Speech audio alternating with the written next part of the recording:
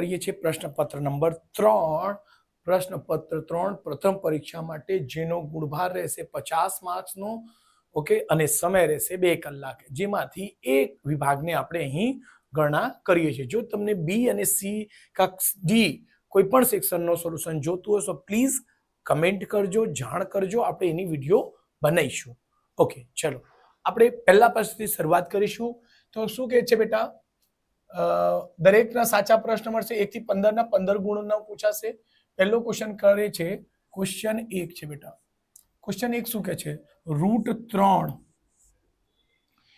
એ dash સંખ્યા છે તો ખબર છે બેટા √3 નો વર્ગમૂળ ન નીકળી શકે એટલે એને શું કહીશું આપણે અસમમેય શું છે બેટા અસમમેય તો એનો સાચો જવાબ શું થશે બેટા એનો સાચો જવાબ થશે બી ઓપ્શન અસમમેય આપણે એનો જવાબ બી જોઈ લઈએ બી અસમમેય યસ એનો આન્સર છે બી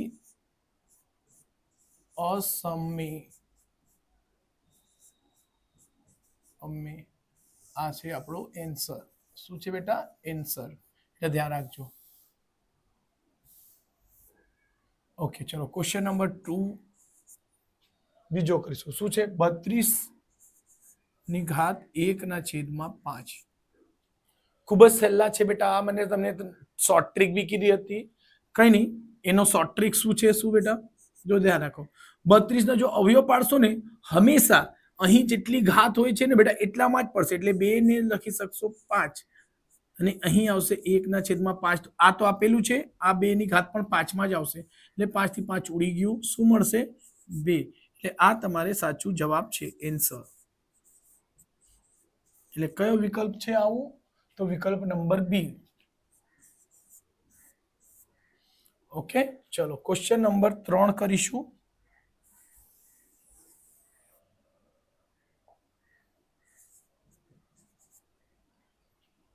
ઓકે ક્વેશ્ચન નંબર 3 શું કહે છે એક્સ યામ શું કોની વાત કરે છે બેટા એક્સ યામની વાત કરે છે ઓકે એક્સ યામ અને એક્સ યામ પર કેટલા છે બેટા તો -3 છે ને યસ વાય યામ પર વાય યામ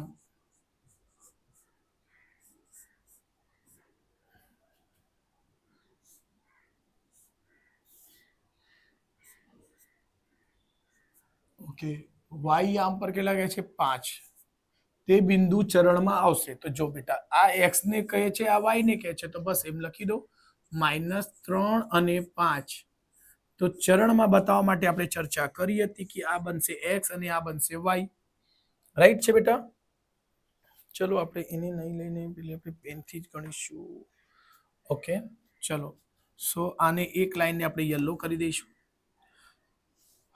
આમાં કીધેલું એક્સ બંને પ્લસ પ્લસ આવશે કેમ કે એક્સ હોય છે વાય હોય છે એક્સ હોય છે વાય હોય છે આ ડેશ હોય છે બેટા સોરી આ બંને ડેશ હોય છે તો જ્યાં ડેશ આવશે ત્યાં માઇનસ એક્સ ડેશમાં છે એટલે માઇનસ કોમા પ્લસ બનશે ને અહીં એક્સ પણ ડેશ છે વાય ઉપર બી ડેશ તો બંને માઇનસ માઇનસ અને એવું પણ થાય છે આનો વિરોધી આ બને છે આનો વિરોધી આ બને છે આ માઇનસ ને પ્લસ છે તો અહીં પ્લસ અને માઇનસ બનશે એવું પણ ધ્યાન રાખજો બેટા ઓકે તો આપણને શું કીધું છે -3 અને 5 -3 અને પ્લસ -3 અને પ્લસ કેમાં આવશે આપણે આ પ્રથમ ચરણ છે દ્વિતીય છે બેટા ને આ તૃતીય ચરણ હોય છે ને આ ચોથો ચરણ છે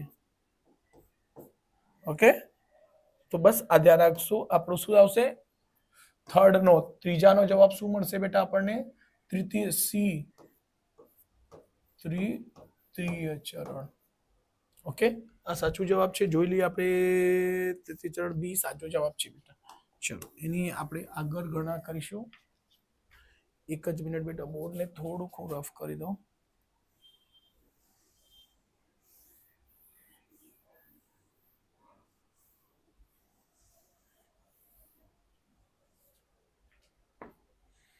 ચલો ક્વેશ્ચન નંબર હમણાં 4 સોરી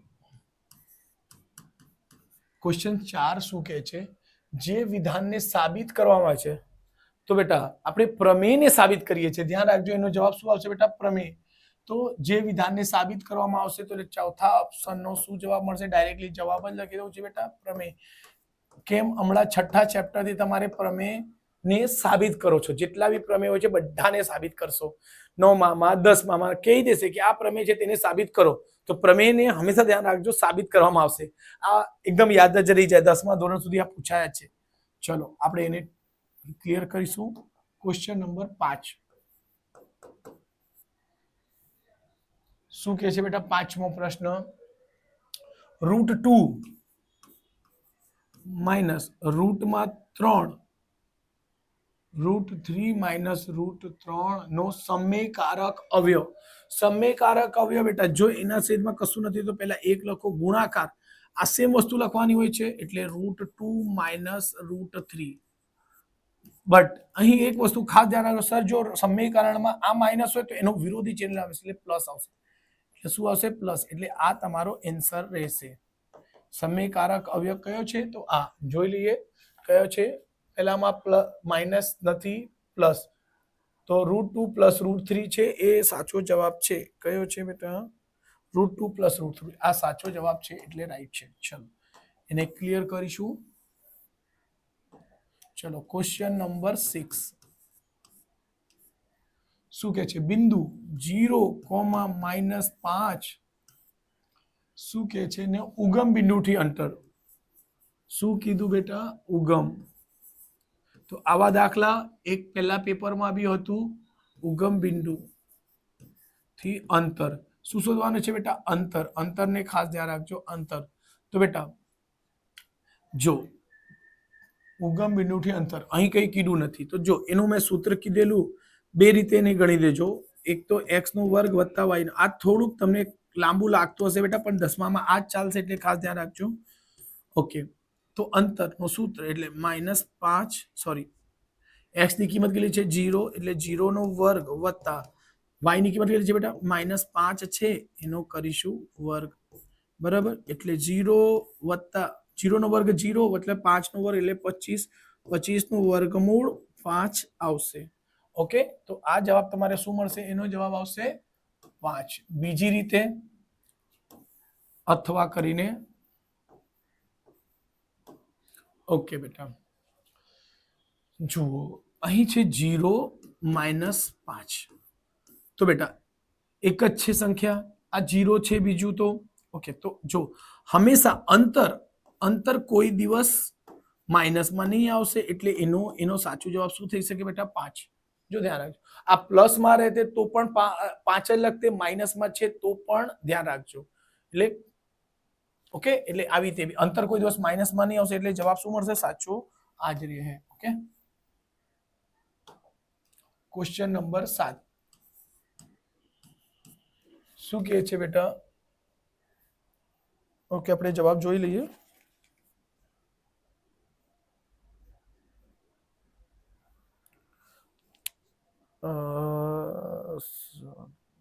છઠ્ઠાનો 5 બરાબર છે.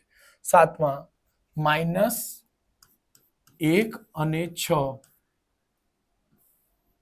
-1 અને 6 એ x વત્તા y બરાબર 4 નો ઉકેલ હોય. ચલો તો જો બેટા તમને ખબર છે કે આ પહેલી કિંમત x ની હોય છે, બીજી કિંમત y. કેમ સર? ABCD માં x પહેલા આવે y પછી આવે. સો ચલો a ની જગ્યા x ની જગ્યા મૂકશો -1 વત્તા y ની જગ્યા 6 આવશે કેમ કે આ x હોય છે ને આ y બરાબર 4. 1 ને -1 વડે ગુણશો તો -a છે a હા વત્તા 6 બરાબર 4. સંખ્યાને સંખ્યા પાસે મોકલી દો 4. આ પ્લસ છે જઈને થશે માઇનસ. 6 માંથી 4 જાય તો શું હશે? 6 માંથી 4 જાય તો 2. પણ સર ચિહ્ન કોનો આવશે? મોટી સંખ્યા કઈ છે? માઇનસની એટલે માઇનસ આવશે. આ બાજુ માઇનસનો a ટોટું બંને બાજુથી માઇનસ કેન્સલ તો a બરાબર શું મળશે? 2. એટલે એનો જવાબ 7માનો જવાબ શું આવી ગયું બેટા? 7માનો જવાબ છે 2. ઓકે આઈ હોપ્સ કે તમને સમજાયા હશે.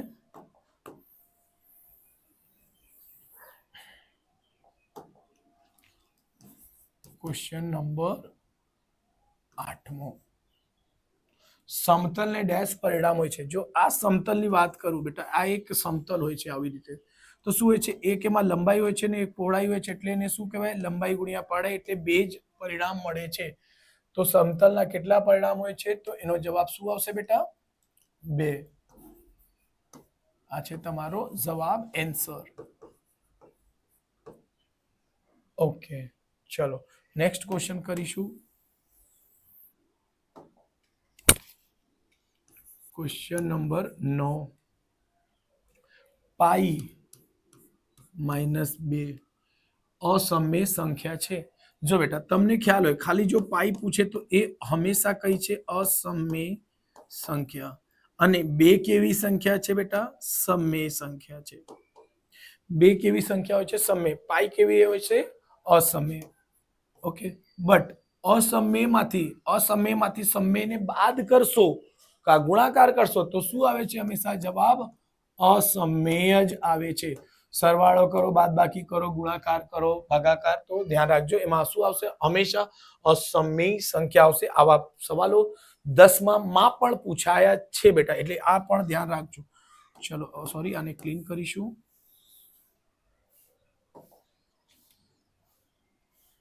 સોરી, એટલે ખરા ખોટા હતું ને. ઓકે ઓકે, એક જ મિનિટ, એને આપણે પાછો લાવીશું. ઓકે, શું છે, અસમય. ખરા કે ખોટા લખવાના છે, સોરી. તો અસમય છે તો ખરા, ખરું લખશું આપણે. જવાબ શું આવશે બેટા, કયો છે, 9માં 10 જવાબ છે ખરું. તો એનો જવાબ શું લખીશું બેટા, આ બધું સમજાઈ દીધું છે મેં, એને લખીશું આપણે ખરું.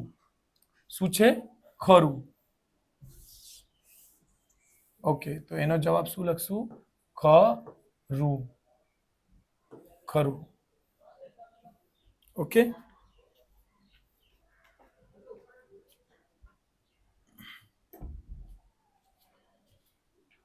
ખરું જવાબ આવશે.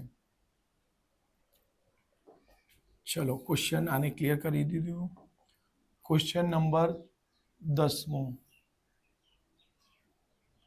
ક્વેશ્ચન 10. યામ ભૂમિતિનો ખ્યાલ ફ્રેન્ચ તત્વ જ્ઞાની રેને દકાર્તે આપ્યા. તો જો બેટા, યસ, આ સાચું છે. યામ ભૂમિતિનો ખ્યાલ જે છે, રેને દકાર્તે આપેલા, બરાબર. એટલે એને કાર્તીય કહેવાય છે. એના નામ પર જ ગણિતનો ચેપ્ટરનું નામ જે છે ને, એના નામ પરથી જ પડેલો છે. એટલે યાદ જ રાખજો, સાચું જ જવાબ છે ખરું. એટલે શું લખશો, ખરું. શું છે, 11મો 10મો ખરું. યસ, સાચું જવાબ છે. Question number 12. 11 શું કે છે, 11મું બેટા, થેલ્સ ગ્રીક દેશનો વતની હતો. થેલ્સ છે જે ગ્રીક દેશનો વતની હતો, તો એ પણ આવશે ખરું. શું આવશે, ખરું. ઓકે ઓકે, ચલો આ પણ જવાબ જે છે ખરું છે. ખરું એટલે રાઈટ છે, રાઈટ છે. ક્વેશ્ચન નંબર 13 નહીં 12. વર્તુળનો વ્યાસ વર્તુળને સમવિભાજિત કરે છે. જો એને પેલા આપણે દોરેલો કે ઓકે, વર્તુળનો વ્યાસ અહીં વાત કરીશું. વર્તુળનો વ્યાસ, આ વર્તુળનો વ્યાસ છે, સમજો. ઓકે, વર્તુળનો વ્યાસ સમવિભાજિત કરે છે વર્તુળને. તો જો બેટા, અહીંથી જો તમે વર્તુળને કટ કરી દેશો વ્યાસ પરથી, તો યસ, વર્તુળને અડધા અડધા સમવિભાજિત કરે છે. તેને સૌથી પહેલા જ્ઞાત સાબિતી કોણે આપી, તો બેટા એનું નામ છે એ વ્યક્તિનો થેલ્સ. થેલ્સ, આ તમારે સાચું જવાબ છે. એ વ્યક્તિનો કહેવા વાળો કોણ છે કે વર્તુળને વ્યાસ જે છે સરખા ભાગમાં વહેંચે, તો એ વ્યક્તિનું નામ છે થેલ્સ. આઈ હોપ કે તમને સમજ પડી હશે. ચલો આપણે કરીશું ક્વેશ્ચન નંબર 13.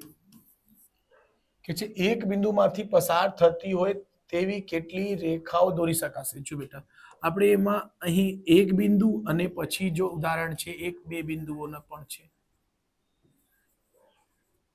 જો બેટા, આની જ વાત કરી લઈશું. એક બિંદુ છે તો એનાથી કેટલી રેખાઓ દોરાઈ શકાય, દોરતા જાઓ.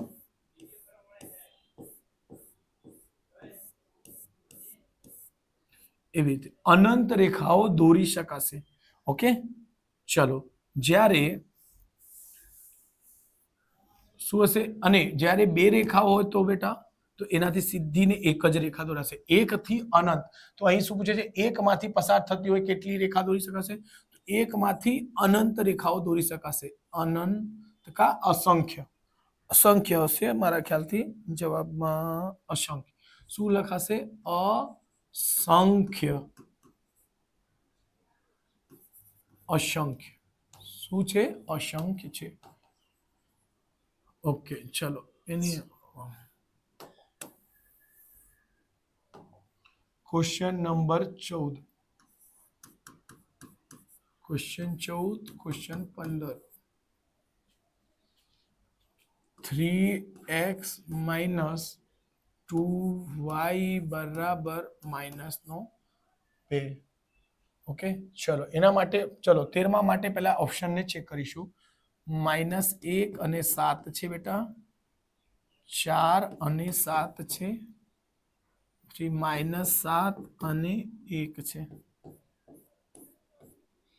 તો અહીં જવાબ આવે છે. તો જો બેટા પહેલા ઓપ્શન લઈને કરો ચેક. એ ઓપ્શન, બી ઓપ્શન અને સી. ઓકે, 3 અને x ની કિંમત કેટલી છે? -1 -2, y ની કિંમત 7. 3 એકુ -3, 7 દુ 14. આ ગમે તે કરીને -2 તો આવશે નહીં, એટલે પહેલો વિકલ્પ આના માટે ખોટો થઈ ગયો. ચલો બીજો ટ્રાય કરીશું ફરીથી. બીજો 4, 3 ગુણ્યા 4 -2 ગુણ્યા 7 બરાબર -2. 4 તાલી 12, 7 દુ 14. 14 માંથી 2 જાય, પ્લસ માઇનસ માઇનસ, -2 બરાબર -2. યસ, આ સાચું જવાબ છે. એટલે 14મા માટે કયો ઓપ્શન બન્યો? 4 અને 7. ઓકે, ને એનો સાચું જવાબ કયો છે? 14મા નો બી ઓપ્શન લખી શકાશે. ઓકે,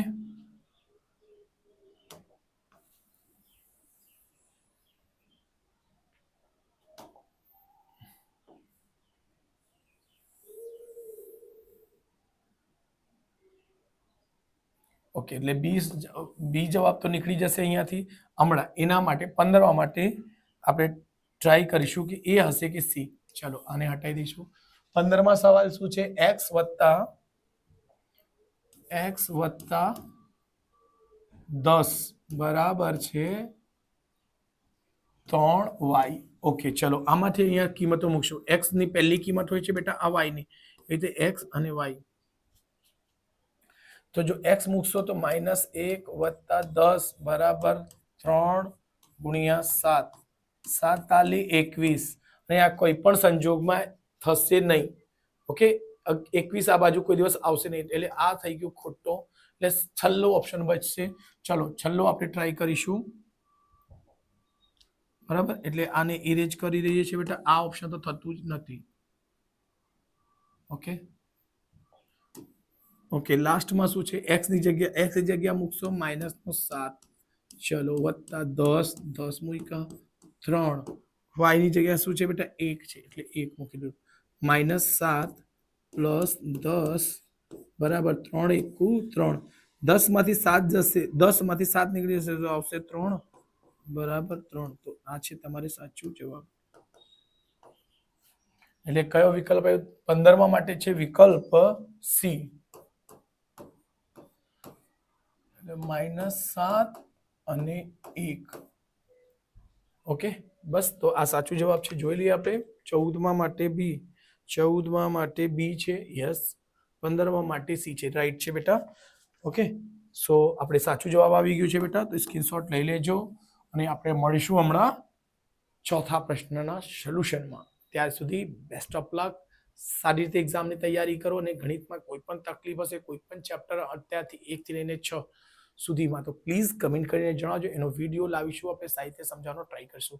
અને વિડીયોમાં બના રહેજો, એટલે સબસ્ક્રાઇબ કરી દેજો બેટા. જ્યારે